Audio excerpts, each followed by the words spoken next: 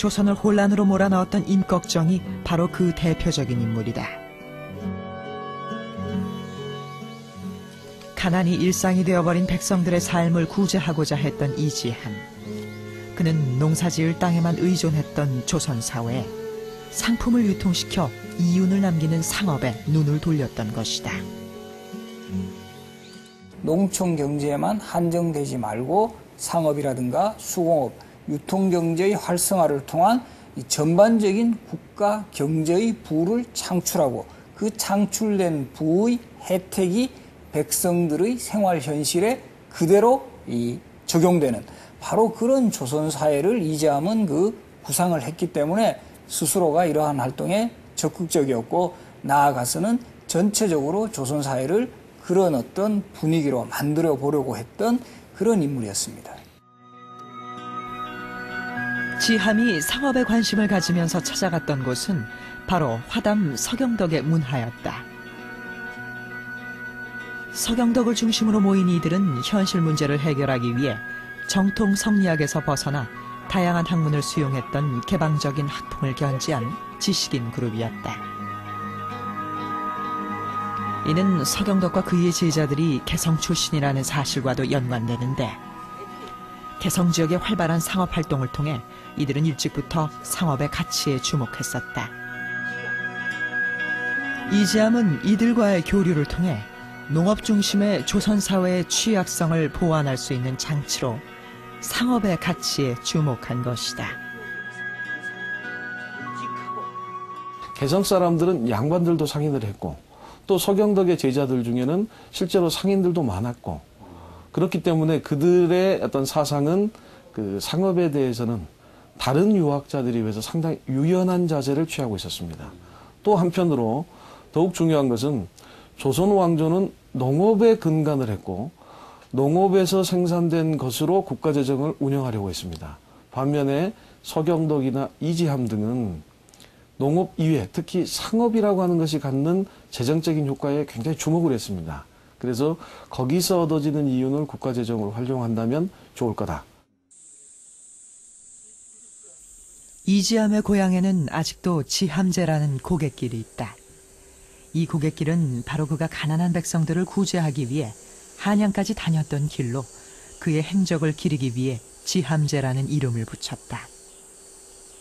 서해바다를 경유해 한양까지 활동했던 그에게는 가난한 백성을 먹여 살리는 것이 최우선 과제였다.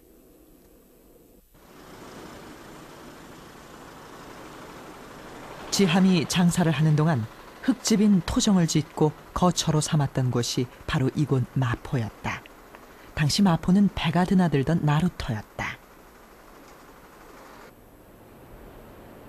해상교통에 의존하던 조선시대, 한강변의 나루터는 더없이 중요한 교통요지였다. 그 중에서도 마포나루는 수상교통의 물량이 가장 많은 물류의 중심지였다. 전국에서 서울로 들여오는 쌀과 곡물, 해산물과 목재, 특산물 등이 바로 이곳 마포나루로 집결되었고 그만큼 상업의 활기가 넘치던 곳이었다. 이 해상의 무역의 어떤 교두보와 같은 바로 그런 거점 지역이 이 마포의 토정이라는 곳입니다.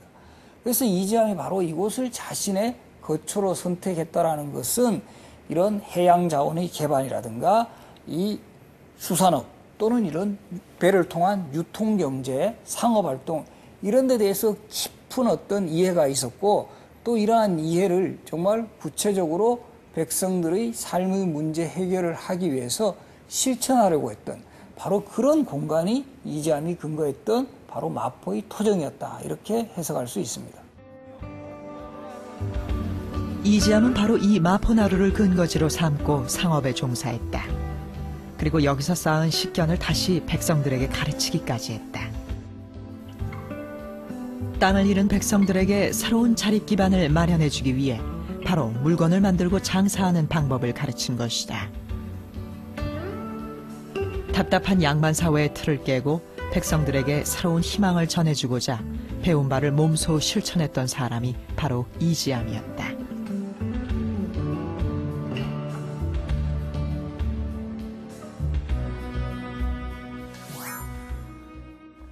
왕은 백성을 하늘로 삼고 백성은 먹을 것을 하늘로 삼는다. 이 글은 이재함이 왕에게 상소를 올리면서 썼던 것입니다.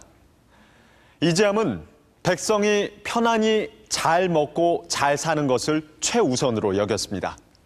그리고 그 스스로 신분을 낮추고 사회의 가장 밑바닥으로 내려가서 가난한 백성들의 친구이자 아버지와 같은 존재로 살았습니다.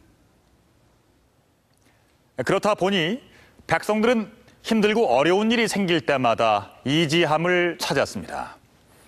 그에게 스스럼없이 고민을 털어놓고 조언을 구하기도 했는데요. 이지함이 곤경에 처한 백성들을 위해서 쓰게 된 책이 바로 토정비결이라는 이야기도 전해오고 있습니다. 이 토정비결의 토정도 이지함의 호를 따서 쓴 것이죠. 그래서 사람들은 토정비결은 당연히 토정 이지함이 쓴 책이라고 생각하는데요.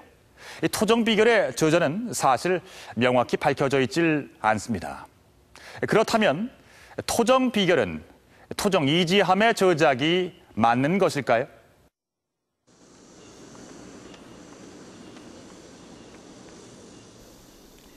연세대학교 도서관. 이본이군요. 이게 그 판본이 여러 개가 된다는 거죠. 한글본과 한문본 두 가지가. 이곳에는 현재 가장 오래전에 만들어진 토정 비결로 추정되는 책이 보관되어져 있다. 그러나 이 책에는 만들어진 연대나 지은이에 대한 기록이 전혀 남아있지 않다. 저희가 가지고 있는 이 책 안에서는 그 토정 이지함과 관련된 그 어떤 근거도 좀 나와 있지는 않습니다. 네.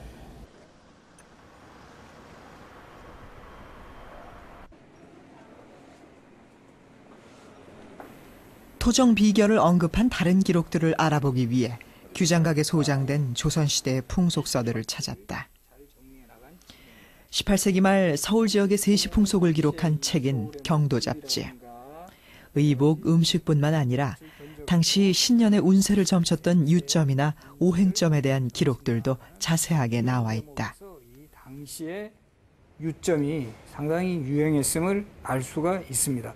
경도잡지의 기록이라든가 비슷한 시기에 홍성모라는 사람이 쓴 동국세시기의 기록에도 오행점에 대해서는 매우 상세하게 기록이 나타나 있는데 네. 토정비결에 대한 언급은 없습니다.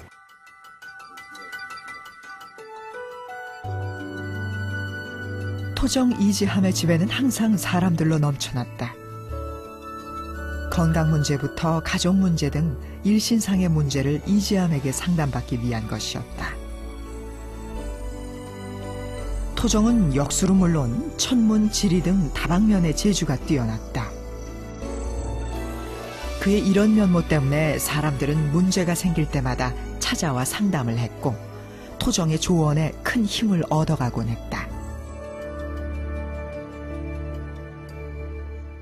그 학문 범위가 성리학에 더하여 가지고 천문지리 또 율서, 음악 뭐 여러 가지 다양하게 나중에 실학자들하고 유사한 그런 형태의 학문 범위 있다 보니까 그 백성들 속에서 묘지도 봐주고 집도 봐주고 또 애기 이름도 지어주고 또 그 사주도 봐주고 이런 등등 그 주위에 관련되는 겁니다만 그러다 보니까 백성